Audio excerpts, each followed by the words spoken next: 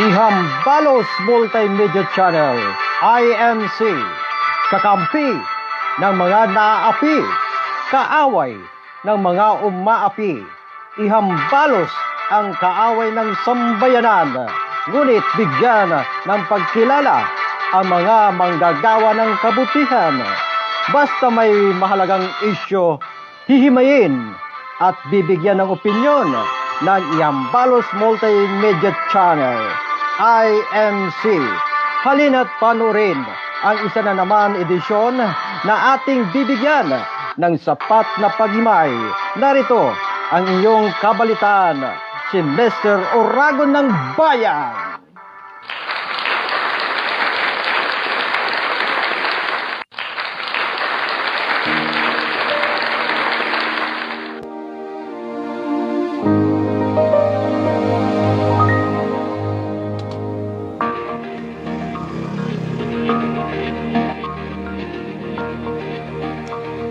Magandang gabi po sa inyong lahat, mga kabalitaan. Kumusta po kayong lahat? Ngayon po ay araw ng Sabado, 15 ng buwan ng Mayo.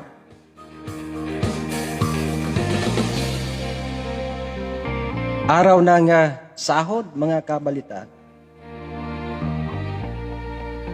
Again, kumusta po kayong lahat sa inyong mga tahanan?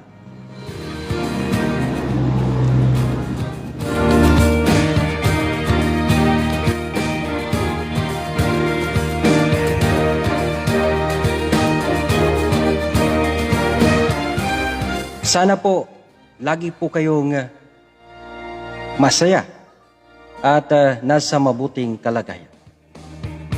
Habang nanonood po ng ating live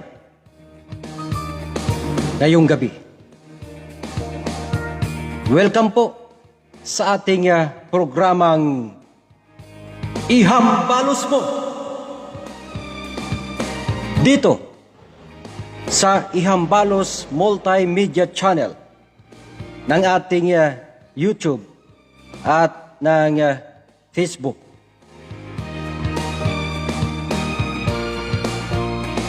Ngayong gabi, mga kabalitaan, ang ating pong issue ay hindi po mamatay-matay.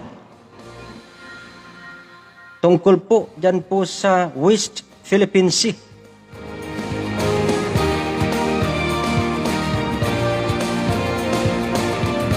Ito po'y karugtong nung nakaraan kong video. Salamat po sa mga nanood sa aking YouTube channel at sa aking Facebook account.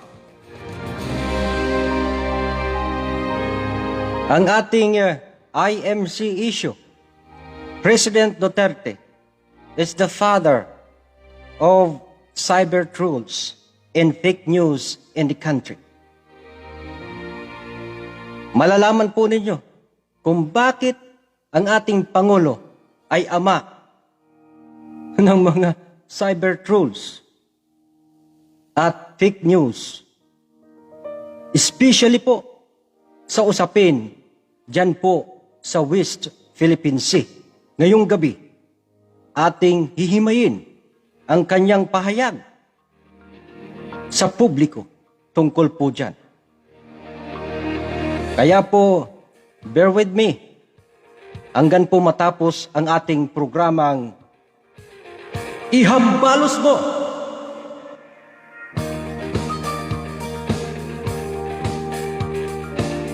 Ngayon po,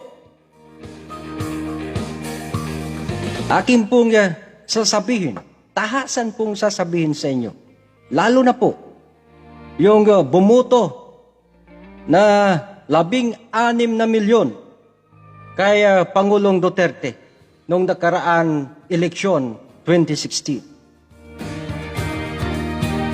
Those 16 million voters who voted for him last 2016 presidential election were stupid, according to President Duterte.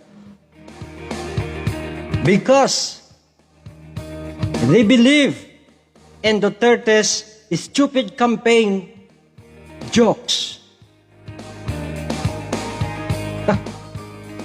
Yan po ang kanyang pahayag. Hindi ko po yung pahayag. Kanyang pahayag.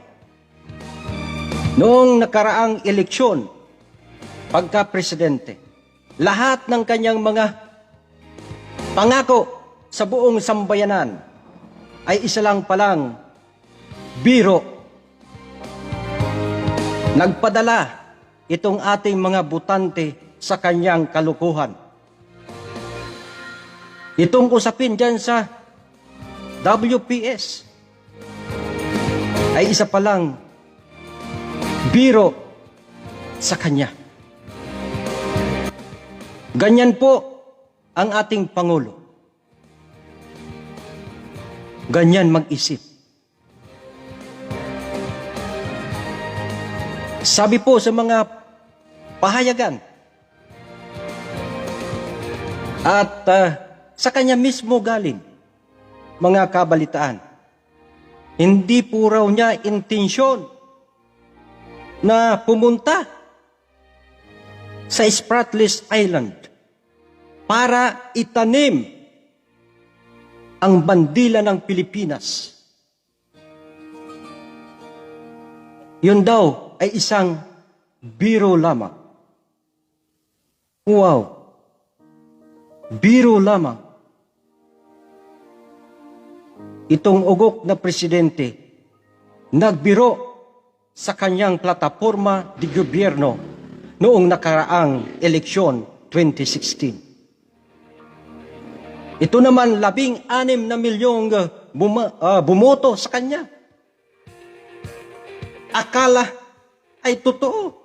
Yan pala. Biro lamang. Kawawa po yung mga nandyan sa West Philippine Sea nakatira. Walang nangyari, kundi isa lamang singaw yung pahayag ng ating presidente. Sinabi pa ng Pangulo ng sino man daw na naniniwala doon sa birong iyon. Mga estupido. Stupid. Sino po ang naniwala? Di po ba yung 16 na milyong butante na bumoto sa kanya? Mga estupido pala kayo. Yung bumoto kay Pangulong Duterte, yan po ang sinabi niya sa kanyang public address. See? Ano pong klaseng presidente ang inyo pong binoto? Isang gago, isang manlilinlang na Pangulo. Karagdagan pa po dyan. Yang kanyang pahayag ay kanyang ipinahayag noong Mayo 10 sa kanyang public address. Ang kanyang eksaktong sinabi, mga kabalitan, ay ito. And I quote, "Panahon sa kampanya yan. At saka yung biro na yon, we call it bravado.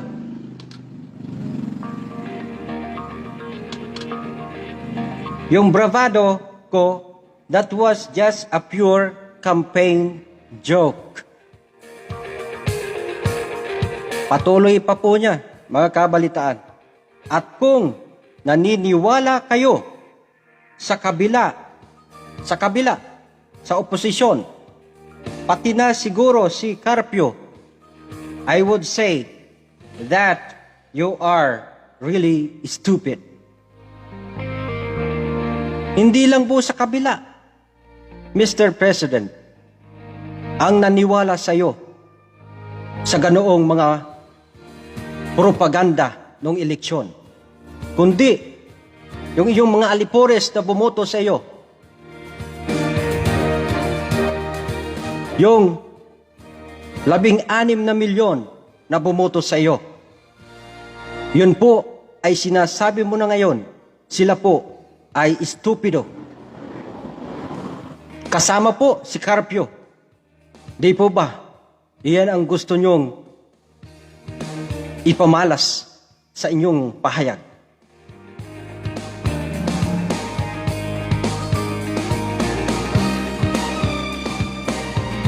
Nakakadismaya po. Ito pong kanyang pahayag, mga kabalitaan. Ito po ay magiging pulisiya ng ating pamahalaan hanggang nandyan pa siya sa pwesto at hindi niya binabawi ito.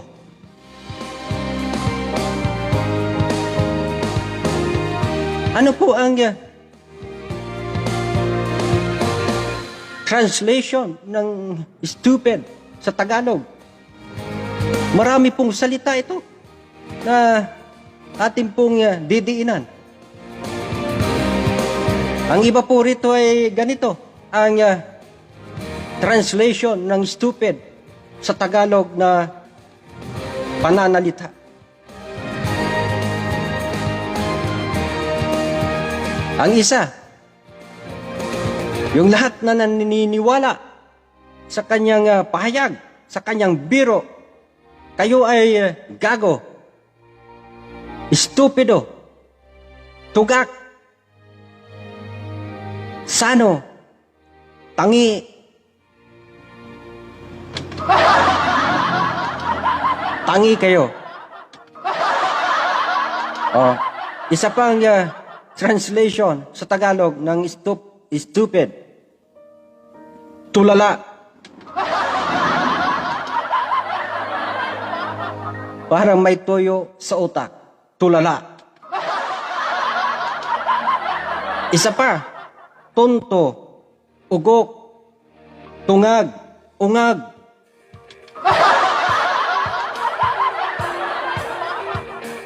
Tunggak, tulingag, bobo, ungas,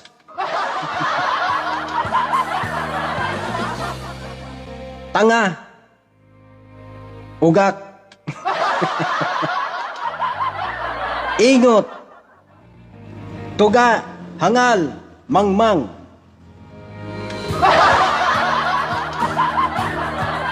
Iyan ang gustong sabihin po sa inyo ng ating Pangulo.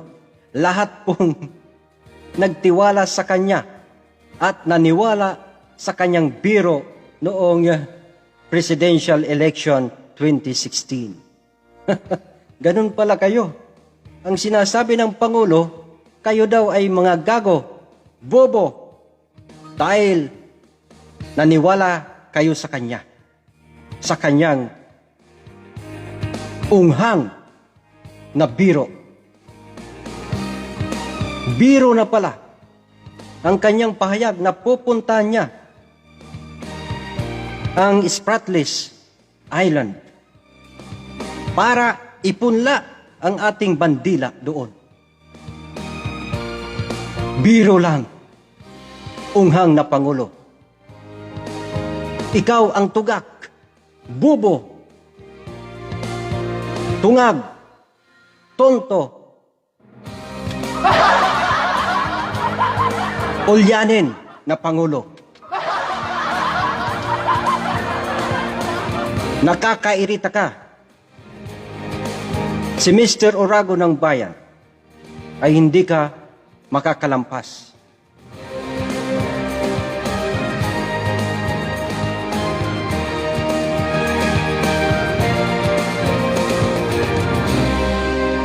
Mga kabalitaan, mayroon pong tatlong matataas na opisyal ng pamahalaan ang kanyang kasabwat.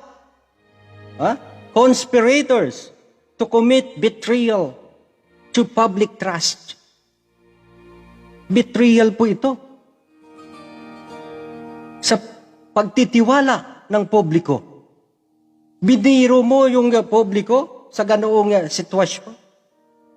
Yung publiko naman, akala nila ay totoo. Ito po yung tatlong conspirators. Ang isa po si Chief Presidential Legal Counsel Salvador Panilo. Sabi ng kanyang legal counsel, Panilo said, "A person will know when President Duterte is just making a joke if he will just use his common sense." Malalaman daw po ninyo, mga kababayan, mga kabalitaan, kung kailan nagbibiro ang Pangulo. Kung mayroon po kayo, sentido komon, sabi po ni Panilo. Ibig sabihin po, yung 16 na milyon na bumoto po sa kanya ay wala pong common sense. Kasama po yung oposisyon. Iyan po ang tatandaan ninyo, mga kabalitaan. Walang common sense yung 16 na milyong bumoto sa kanya dahil naniwala sa biro ng ating Pangulo.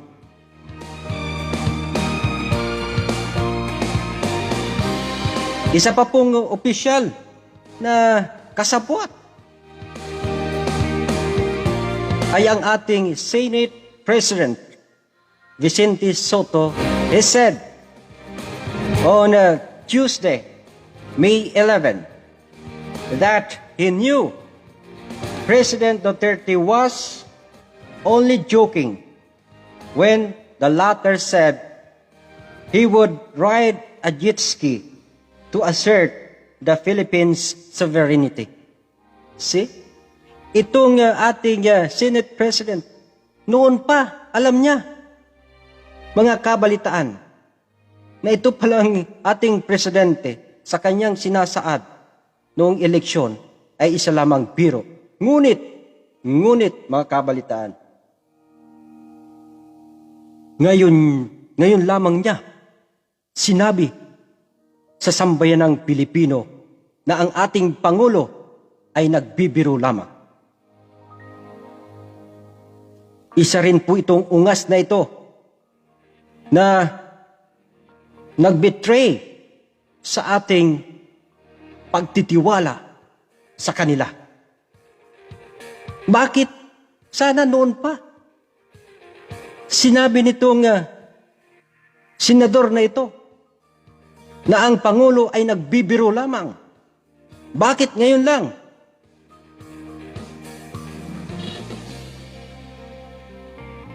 Iyan ang tanong, Mr. Senate President. Bakit ngayon mo lang sinabi yon sa publiko? Kasi tuta ka rin ng Pangulo.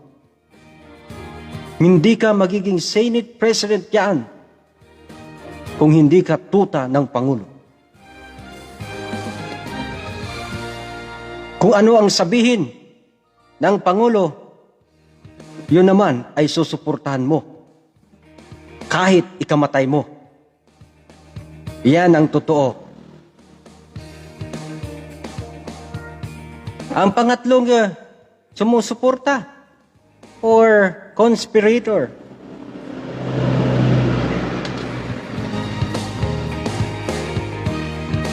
ito pong liderato ng Kamara Baha, yung ating lower house.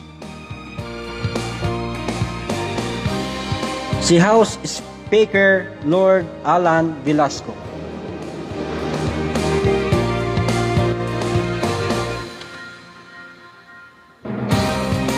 Sabi po niya, President Rodrigo Duterte's campaign joke was only with regard to riding a jet ski. to the West Philippine Sea and not on defending the country's sovereignty over the contested waters. Ito pong kanyang pahayag ay isa lamang alibay sapagkat nasukol na ang ating presidente ay isang sinungaling. Kaya, as alibay, biro lang sapagkat hindi niya mapanindigan ang kanyang sinabi noon. Kaya, ang alibay ng mga lokong ito ay biro lamang. Ano-ano po mga kabalitaan? Yung kanyang campaign promises noong 2016 presidential election na isa lamang pala ng mga biro. Biro po ng ating Pangulo. Ang una, yun pong ating hinimay kanina. Yung kanyang sinabi sa Pangasinan, leg of the Pilipinas debates on April 24, 2016. Yun nga,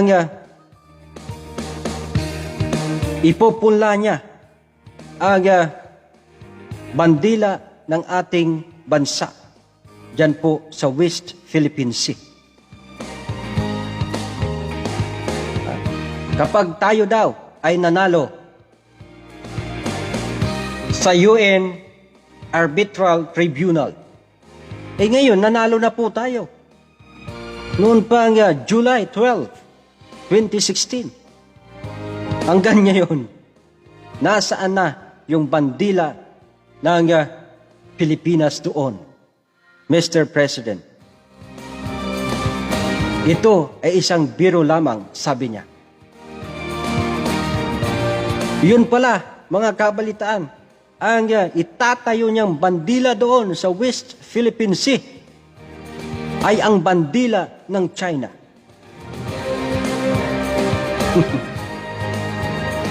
Yun po ang totoo.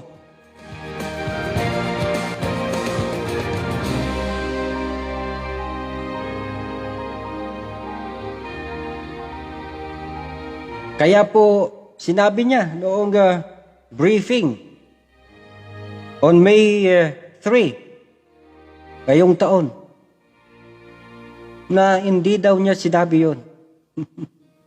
Hindi niya sinabi na kanyang ipupunla, itatanim ang ating watawat dyan po sa West Philippine Sea. Napakasinungaling ng ating Pangulo. Ang pangalawa,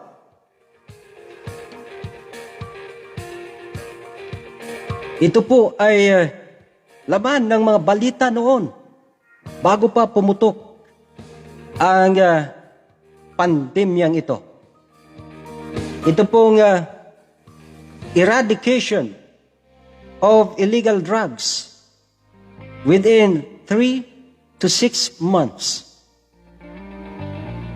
Yun po ang kanyang pangako noon nang siya ay nangangampanya pa lamang. Kaya po, noong nanalo, inilunsad po niya ang tukhang.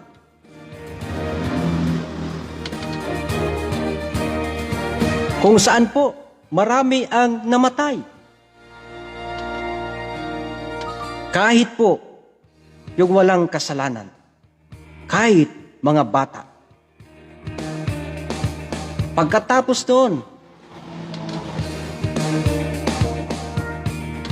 inulunsad po yung Oplan Double Barrel. Lahat pong ito ay nagresulta ng napakaraming namatay.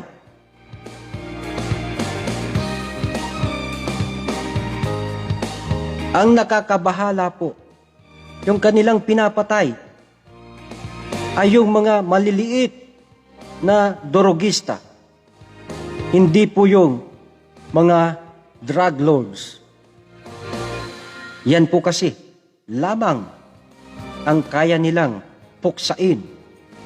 Hindi po yung malalaki. Ito pong pangakong ito hanggang ngayon, hindi po natupad.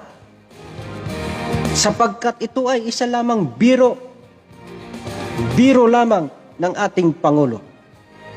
Sa lahat ng bumuto sa Kanya, sa lahat na nagtiwala sa Kanya noong eleksyon. Biro lamang ito para sa Kanya. Ang pangatlo, mga kabalitaan, eradication of government corruption. Sabi po niya noon, sa aking mga nalalabing taon sa aking serbisyo, aking pupuksain ang korupsyon sa ating pamahalaan. Ngayon, wala. Sapagkat yung kanyang mga sinasabi ay isa lamang biro sa atin. Hindi po totoo, mga kabalitaan. Kaya nga po,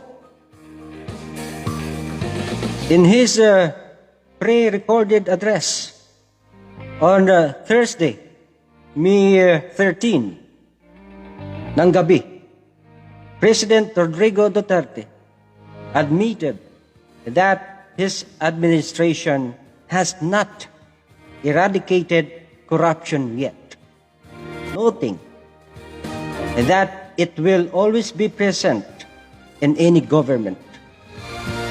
See? Kanyang inako na ang korupsyon ay hindi talaga mapupuksa sa kanyang administrasyon. Hindi pa.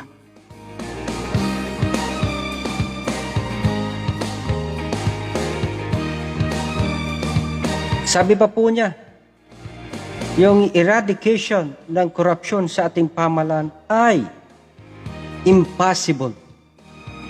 Impossible. And not really achievable.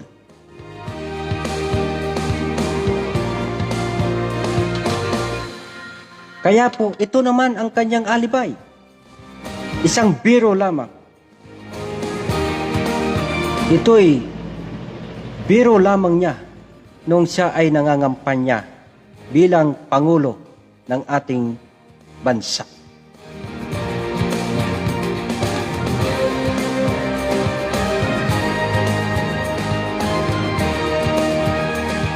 Ngayon po, ang ating Pangulo, yan po talaga ang ama ng mga cyber trolls sa ating bansa at fake news. Ito nga kanyang mga pahayag, lahat, kanyang mga campaign promises. Ito yung pala ay mga fake. Fake lamang. Isang biro lamang, mga kabalitaan. Simulat sa pool, ang ating Pangulo ay binibiro lamang ang kanyang mga kanyang tagasunod, ang kanyang 16 na milyon na sumuporta sa kanya at nagtiwala.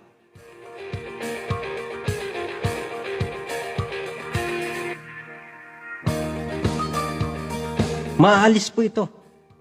Lahat dyan sa Malacanang. Kung umalis na ang Pangulo dyan. Ngunit kung ang papalit ay ang kanyang tuta, patuloy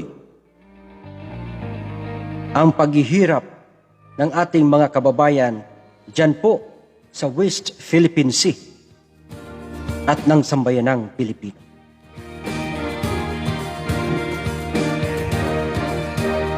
Ano po ang mga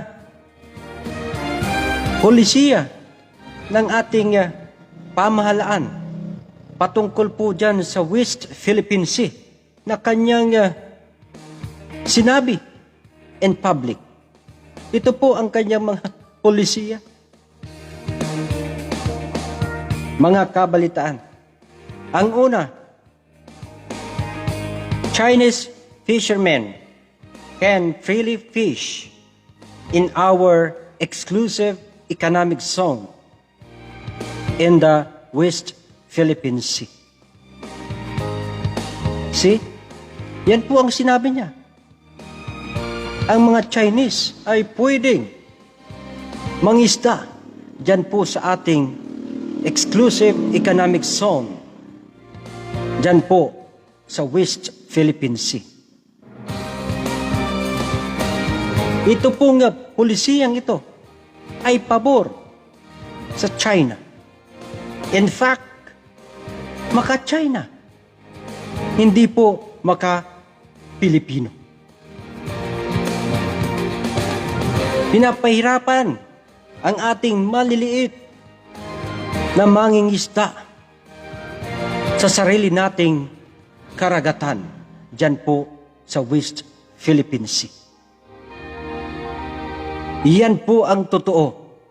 Ito pong pulisiyang ito ay hindi po nakakatulong sa ekonomiya ng ating mga kababayan dyan po sa West Philippine Sea.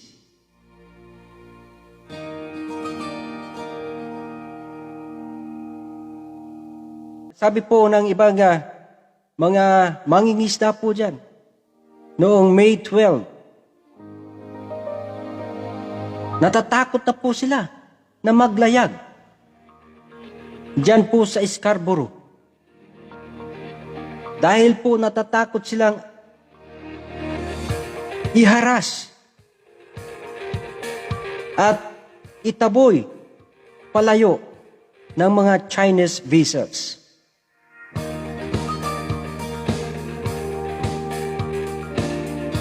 May isa pong mangingisda po, si Carlo Monte Hermoso. Ang sabi pa po niya ay ganito: ang alam namin, kaming mga mangingisda lahat dito, matutulungan kami sa sinasabi ko sa kanya. Yun pala, joke lang pala yun. Sinasabi niyang yun. Kaming mangingisda dito, masama ang loob namin. Bakit ganun lang? Joke lang yun, sinabi lang. Yun sinabi niya sa akin noon. Ha? Mismo ang ating Pangulo ang nagsabi sa kanya na makakapangisda sila ng mapayapa sa West Philippine Sea. Ngunit taliwas po sa nangyayari ngayon. Diyan po. Ang pangalawa po na kanyang polisiya patungkol po dyan sa West Philippine Sea ay ito.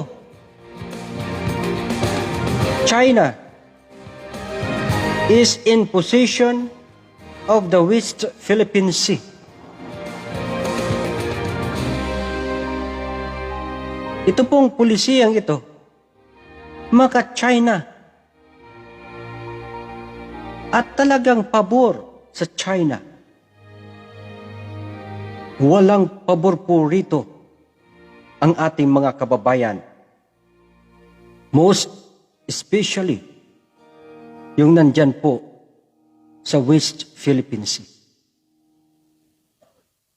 Kawawa ang ating mga mangingisda. Tago ng tago sa sarili natin. Pagsisimulan po ito ng kagutuman ng ating mga kababayan diyan. Sapagkat takot na po sila mangisda. Dahil po nandyan ang mga Chinese vessels.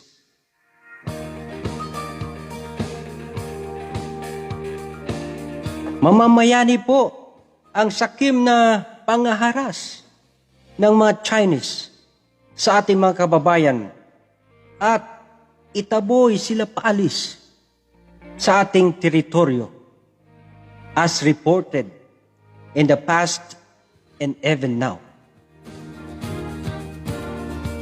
Iyan po ang pangalawang polisiya ng ating gobyerno patungkol po dyan sa West Philippine Sea. Ang nakaposisyon daw po dyan po sa ating teritoryo ay ang China. Ang pangatlo po na kanyang polisiya ay ito.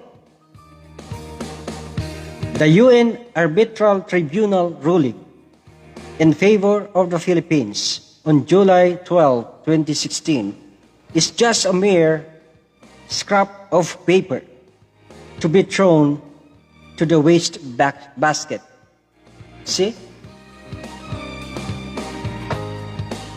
Ito po yung kanyang pahayag noon.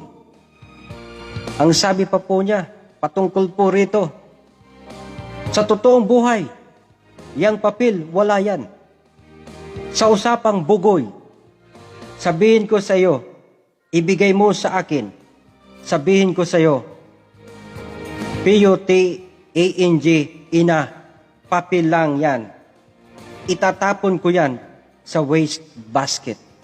Iyan po ang kanyang polisiya patungkol po doon sa ruling ng UN Arbitral Tribunal. Isang basura lamang, mga kababayan natin.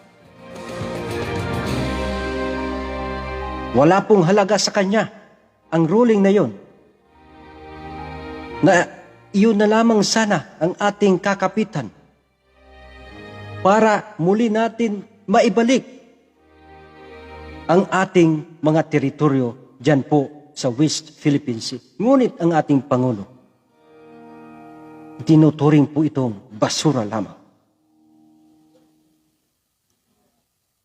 Bugoy, sa bugoy na usapan pala, Mr. President. Ang totoo, ikaw po ang bugoy.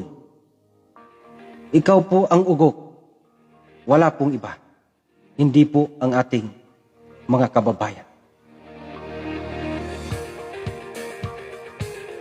Huwag po ninyong murahin ang ruling na iyan, sapagkat iyan ay isang desisyon na panghahawakan ng buong sambayanang Pilipino patungkol po sa isyu dyan po sa West Philippine Sea.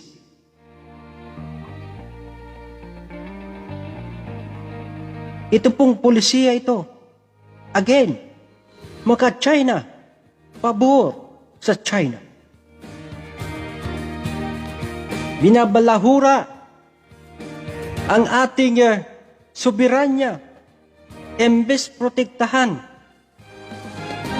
Imbes po na protektahan ito na isa niyang constitutional duty sa atin, ito'y kanyang pinapabayaan. Ang dapat itapon sa basurahan, PUTANG, Inamong Rodrigo Roa Duterte, buwang na Pangulo, ang utak mo na walang ibang laman, kundi interes ng kaibigan mong China. Ang utak mo masyado ng contaminated ng bulok na kahibangan ng China na sarilinin ang ating exclusive economic zone dyan po sa West Philippine Sea. Isa kang malaking traidor sa ating soberanya, Mr. President, at sa ating bansa.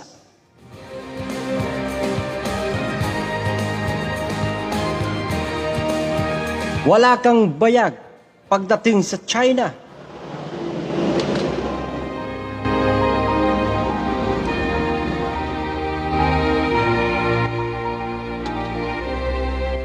Nanlalambot ang mga tuhod mo.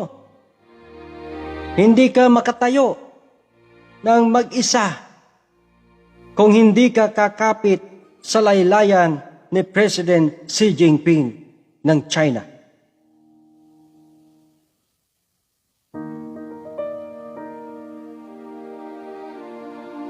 Kaya kayong 16 na milyong bumoto sa kanya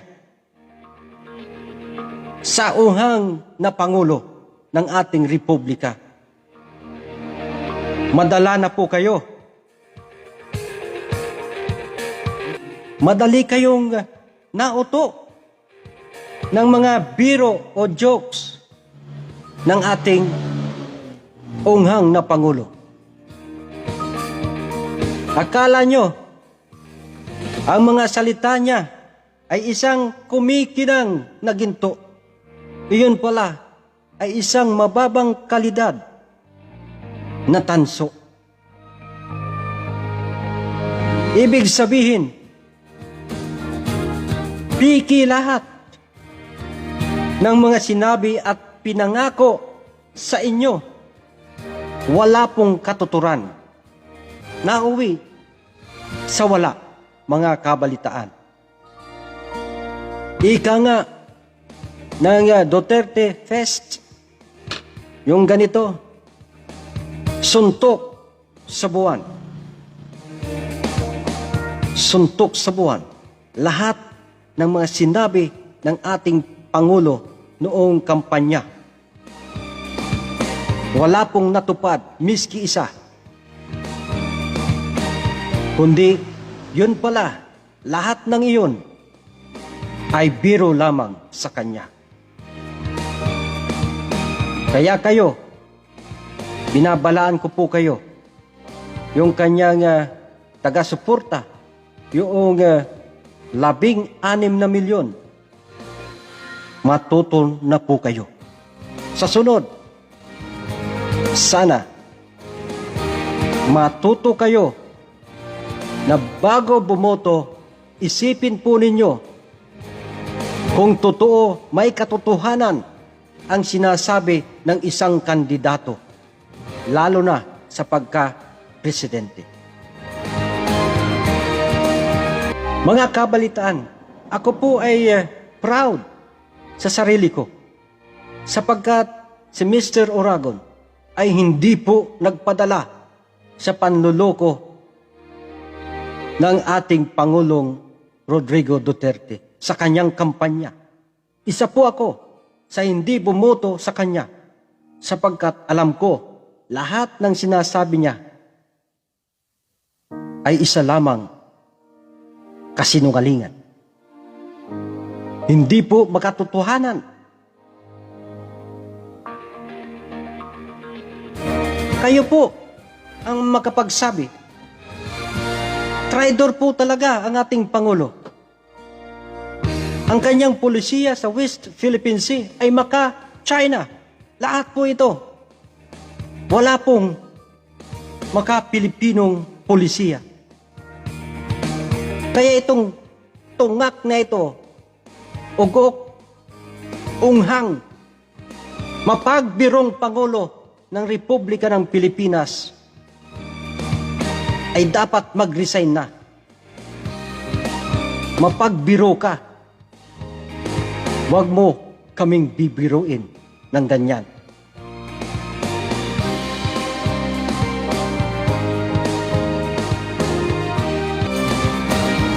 Lagi kang nagbibiro.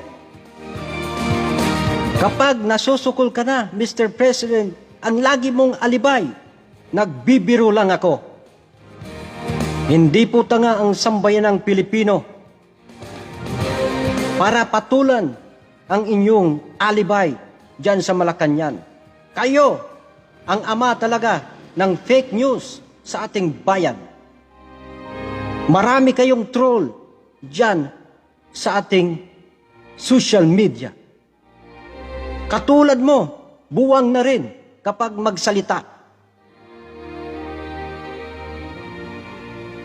Hindi po ako natatakot sa mga trolls mo dyan sa social media. Iyan, mga yan, walang basihan ang kanilang mga sinasabi, kundi ang manglait ng kapwa.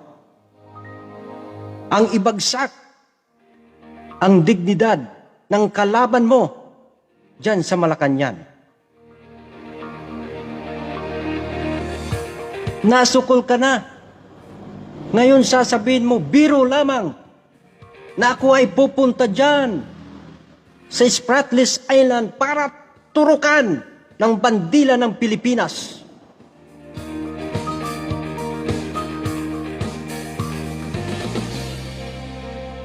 Biro lang para sa'yo kasi buwang ka, ulyanin ka na, Mr. President.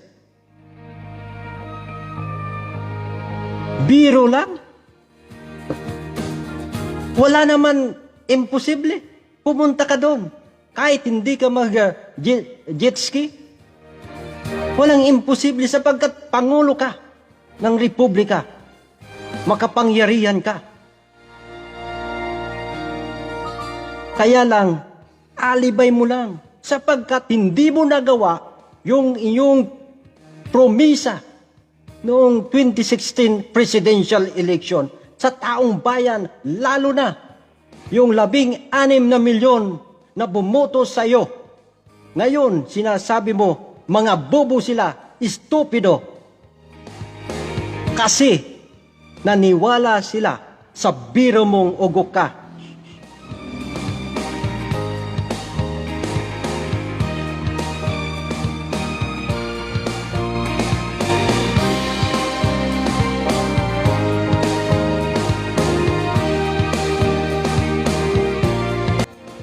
Ako'y talagang nagagalit sa ganitong sitwasyon, sa ganitong mga pahayag ng ating Pangulo. Lahat ng pahayag ng ating Pangulo, tama man o mali, ay magiging pulisiya ng ating pamahalaan.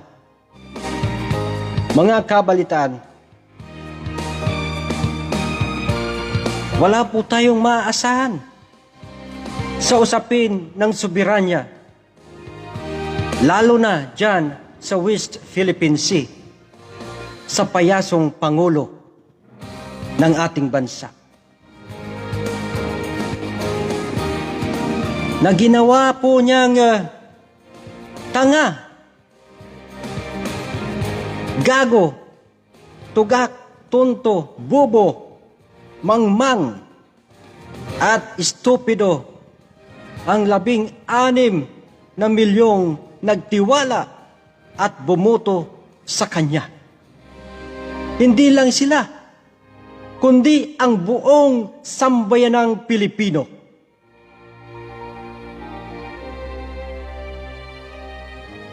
Hindi po Pilipino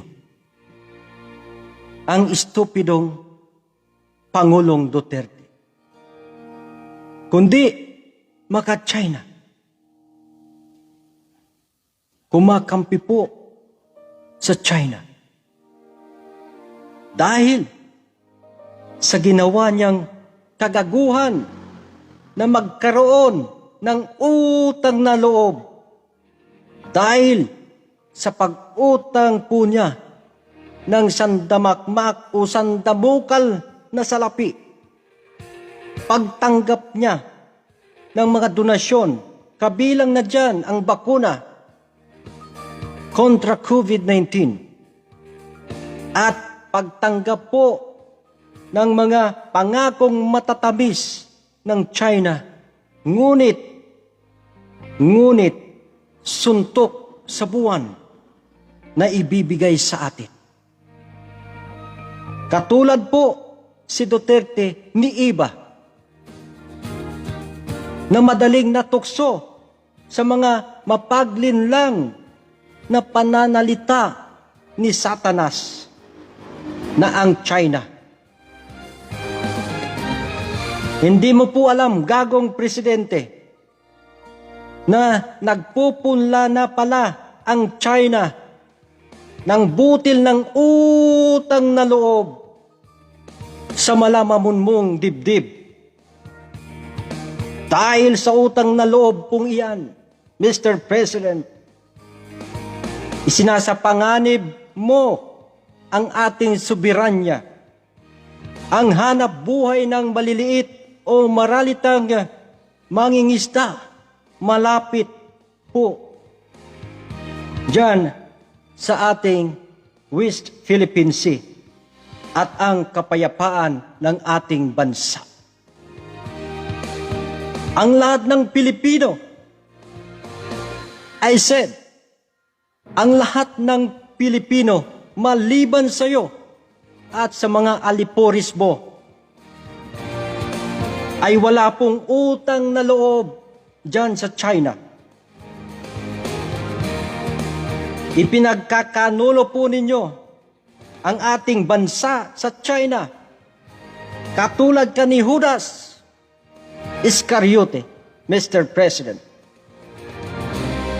Hindi po magbibigay ang China na walang kapalit mula sa ating bansa. Iyan ang totoo, Mr. President. Pinapapasok lang po ang ating Pangulo sa kanilang bitag parang wala nang kawala. May isa sa katuparan na po ang maitim nilang balak sa ating mga teritoryo dyan po sa ating Exclusive Economic Zone, EEZ, dyan po sa West Philippine Sea, WPS.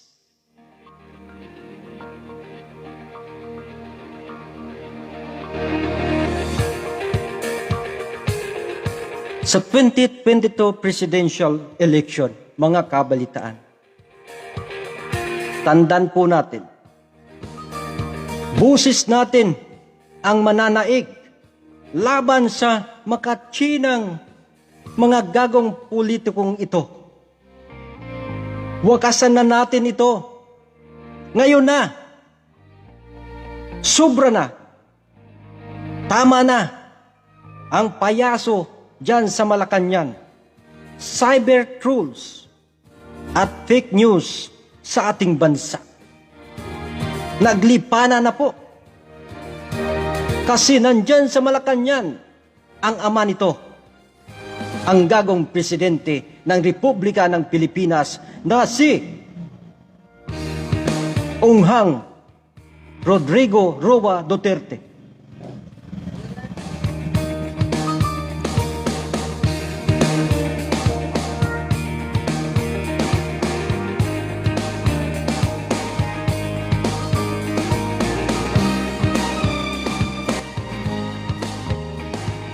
There is a necessity to eradicate the father of all these demonic rituals, dwelling in Malacanang Palace in order for all the Filipinos to retake our sovereignty over the disputed WPS or West Philippine Sea.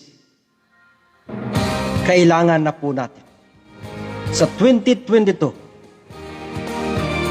walang makaduterte dapat ang manalo dyan sa Malacanang sapagkat magpapatuloy po ang mga lintik na itong China ito dyan sa ating Exclusive Economic Zone. Lalo na ang kanyang anak na si Sara. Lalo na si Bongo Lloyd. Mga kabalitaan, tuta po yan. Kung ano ang sabihin ng kanyang puon, yun ang susundin. Kahit ikamatay niya. Iyan ang totoo, mga kabalitaan. Madala na po tayo sapagkat lahat ng mga sinabi niya noong campaign period, last 2016 presidential election, ay lahat biro lamang. Walang katotohanan. Kaya po ang inyong lingkod, hindi po ako nagpadala sa mga matatamis na mga pangakong ganyan. Hindi po tayo tugak. Hindi po tayo bobo para hindi mag-isip. Mga kabalitaan. Ako po ay walang kolor. Again, wala po akong kolor sa politika. Colorless po ang inyong lingkod. Ang issue po dyan sa West Philippine Sea, hindi po matuldukan. Nung una, panahon ni Abnoy, dumating ang panahon ni Buwang. Dito tayo nasaglak sa China. Dito dumating ang ruling mula po sa UN Arbitral Tribunal. Ngunit walang ginawa ang Pangulong Duterte. Inupuan sapagkat kaibigan niya ang China. Ngayon, papasanin ng susunod na Pangulo ang problemang ito. Itong mga pulisya niya na maka-China, malaking epekto po ito sa susunod na administrasyon. Malaki po ito.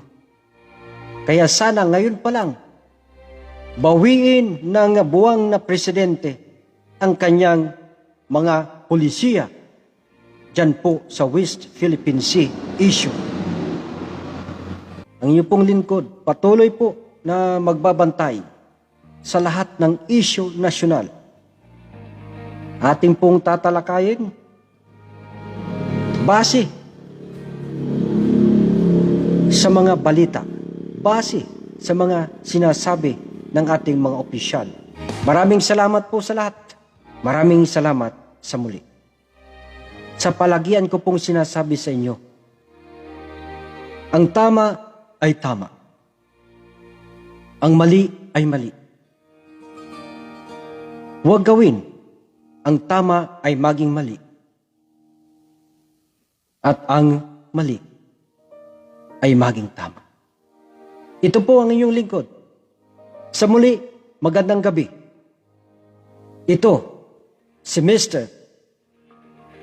Uragon ng Bayan.